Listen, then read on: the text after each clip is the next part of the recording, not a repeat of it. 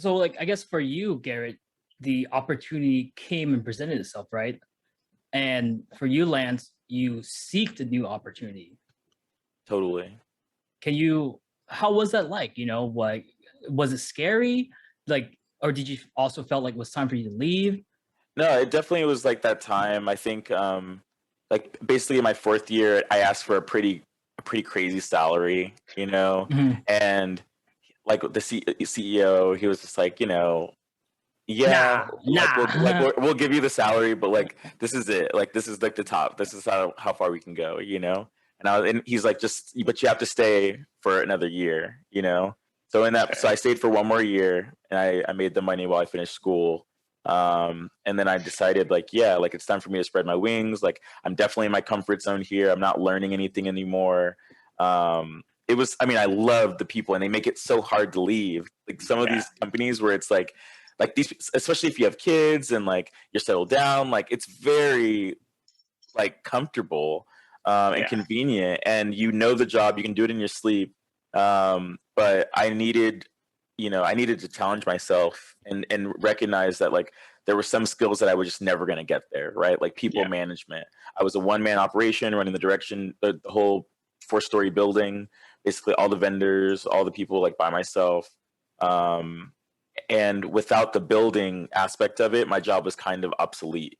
So when COVID hit in March, when I got everybody home safely and working from home with technology and everything at my previous company, it was like my role really shrunk into more of like virtual happy hours and helping with social media stuff and a little bit of marketing stuff. And like without a building of people, it just was very different versus at where I am now. My role, my core function is facilities and operations, but I have a facilities manager on my staff who does that for me. I manage the budget of $1 million, right? Like I do renovation projects and like really higher level kind of project management stuff, and things that I would never have got the opportunity to do at my previous company. But it is so challenging. Like I'm constantly on LinkedIn learning, or like looking up shit on YouTube, trying to like wrap my brain around some things that nobody would know stepping into the world. There's always going to be things that you don't know, even as skilled as you are, right? And it's totally okay it's always okay to continue learning and trying new things. But I just think the learning curve was super high here because it's trial by fire. Like there's no mentorship. It's just like sink or swim. We need you to go in there and crush it. And luckily, I've been pretty successful here in that way, because working at a startup, you're kind of like groomed for that. But you're trying to make things better so that it doesn't feel like the world's on fire anymore all the time, right? That's the ultimate goal. And it can feel very futile when you are 700 people and you're like one of only 4 people with the same role, just in different locations around the world, all trying to work on things. But when you're building a video game, it's about the engineers and dev, and that's the core focus. And I tell them, I'm like, you're building a video game, we're building a company.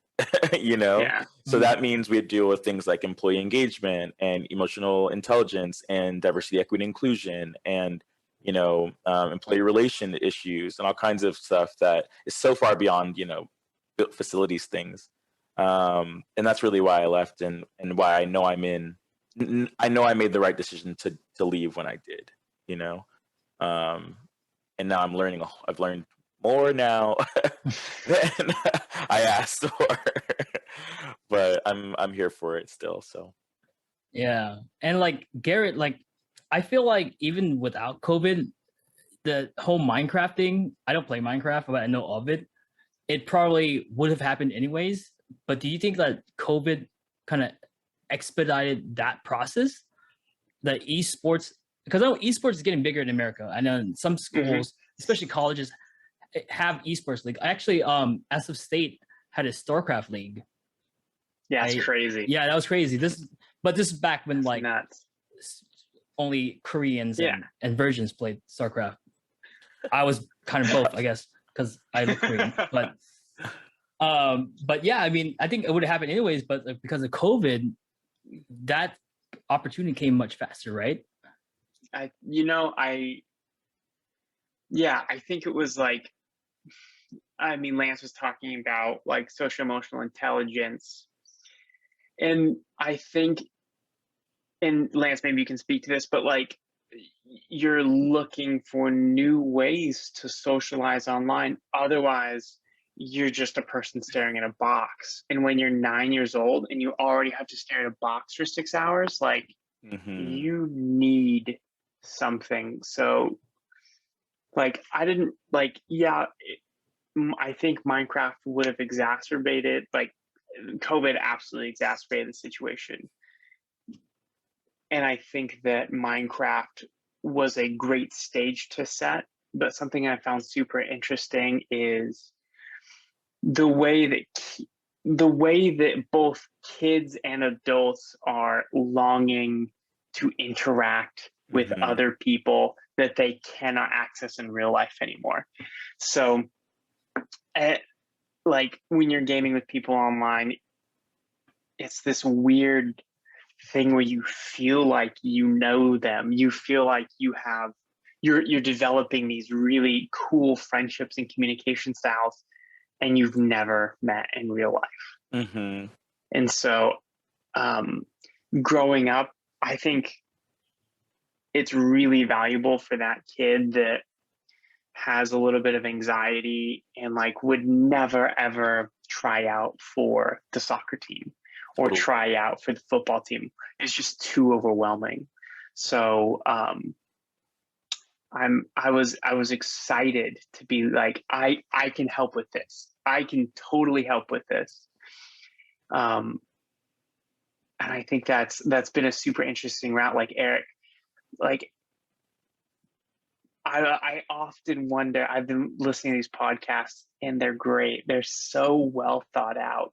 Do you think that what part of this podcast has been, and if you don't want to answer it, we don't have to answer it, but what part of this podcast has been you wanting to start a podcast and you just looking for a perfect excuse to talk to your friends? Because I would never jump on a phone call, but like when you're like, did you want to like do a podcast? I'm like, yeah, sure. Yeah. I'd be happy to, of course. Yeah, let's do that. I think that's so fascinating. I mean, like, so true. I wouldn't. I mean, you're right, and except for the well thought out part. Like, I don't know if this is well thought out at all. I think a lot of it. I mean, I write like a blueprint to what we're talking about. I do a little bit of research, but a lot of it is like winging it. Like some of the questions I asked so far actually wasn't even on the document that I wrote. I think Lance has a document, but I uploaded it today. It's for me, I'm a really social person, and it's shown because I was a bartender for so long and I just enjoy the company of people. Oh yeah, I also like to be alone too, which is probably why I have my hole. And I do crave that kind of attention, you know, and I play video games and also online video games where I do talk to people, but it was just something where, all right, I enjoyed this part of my life. Like, what else can I do with it, you know? And so I pivoted and I come. Ooh, spooky. Did that thing run out? You can handle that if you need to handle that. No, it's just, I think, did my light burn out? Give me 1 second.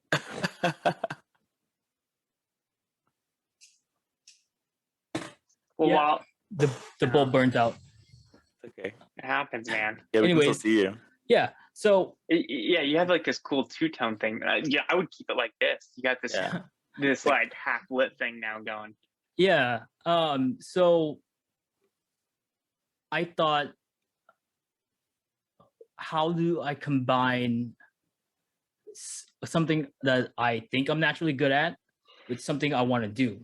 And and I think that's how I came with podcasts. Like I started watching the Trash Taste podcast, which is an anime podcast, right?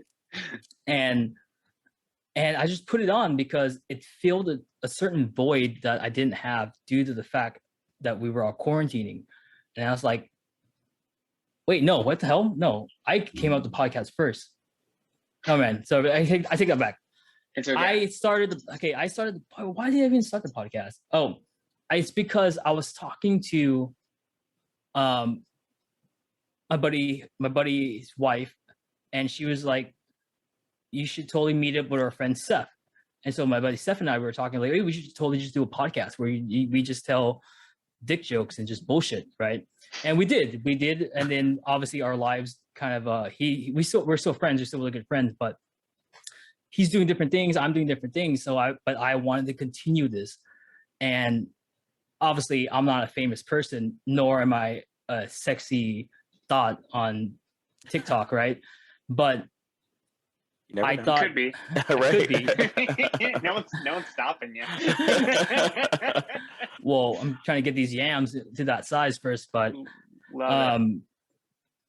but I was like, all right, well, I might as well con my friends in helping me with this because I have interesting friends, and I don't want this to come out as a brag, but I think I'm really good at making personal connections with great people, and all the people in my life